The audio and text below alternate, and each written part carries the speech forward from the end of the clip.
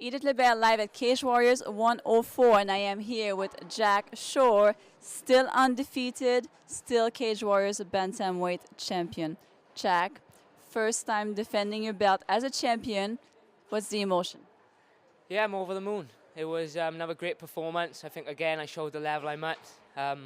All credit to Scott, toughest fight to date. I knew he was going to go that way, knew he was going to come out strong, but we got the job done. And I didn't do it in the cage, but my girlfriend's little brother, Jaden, he asked me to choke him out, so I said I'd give him a shout out if I did. I forgot in the cage end, but you have to forgive me, Jay, you got a shout out now. Correct me if I'm wrong, but it seems like the momentum changed a little bit in the second round. Do you feel like maybe Scott got the better of the first round and you felt like you had to do something about it? Yeah, I felt it was fairly even. I was just trying to work out his timing. Obviously, he hit that takedown, which was a nice takedown, which probably won him the round, yeah. But I could feel him tiring a little bit. I knew just because I was working back to my feet, making him work in the exchange. I knew he was getting tired, I could feel it. And then, obviously, in the second, I started landing my shots, found my range, and I hit him a big mid-kick, and I saw it take the life out of him a little bit. So I knew going into the third, then I had him where I wanted him. And like I said, when I get that top position, there's not many people in the world that's going to be able to deal with my pressure. So, that was all she wrote. Simple question. Can anyone beat Jack? I don't think so. No, not at the minute. Not at this level anyway. I think I've just beaten now the two next best guys in Europe in Eck and Deo and Malone. Who would probably deal with anyone else in the division quite easily. So, I think I've beat the top dogs here now at Cage Warriors, and we need to look now at what's next. Well, there's no doubt that Jack is on fire. But how does it feel to be the poster boy for Welsh MMA?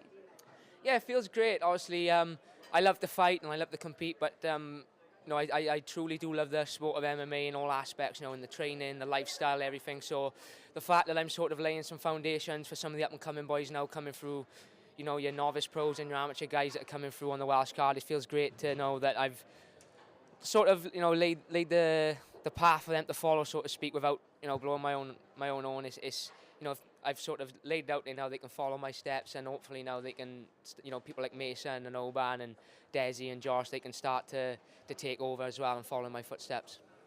Speaking of Mason, did you watch the Mason fight? I haven't had a chance to watch. Also, I was warming up and the TV was outside the change. I didn't get a chance, but I heard he dominated, so I'm buzzing for him. Buzzing for all the Welsh boys. It was a good night for all of us Welsh guys, and it just goes to show that us Welsh MMA boys can compete with anyone in Europe and in the world. So it's great to see another big night and a successful night for us.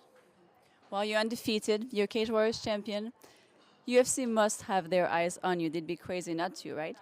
What is your take on that? Yeah, I would hope so. I mean, I feel like I've proven my level. I've proven my worth. Obviously, I've got a big following. I draw a big crowd, and through it all, I always put on exciting fights. I'm never in a lackluster fight. Whenever I fight, I'm 11-0 now with 10 finishes. There's not many guys outside the UFC with that sort of finishing rate. They like guys to finish, they like guys to put on a show, and they like guys with a big following. I think I've got all the boxes ticked now. So, I've done pretty much all there is to do as far as the required steps speak, and hopefully now that we can look on to some bigger things and speak to Graham and Ian and the guys and see what's next.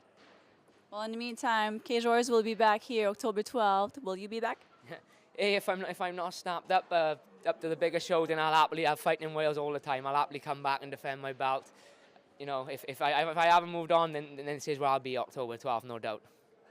Well, it's not an if, it's a when.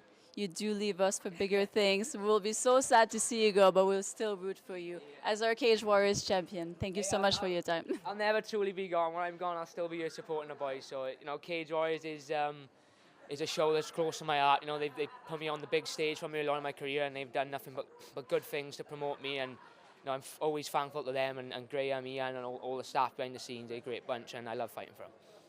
Thank you so much.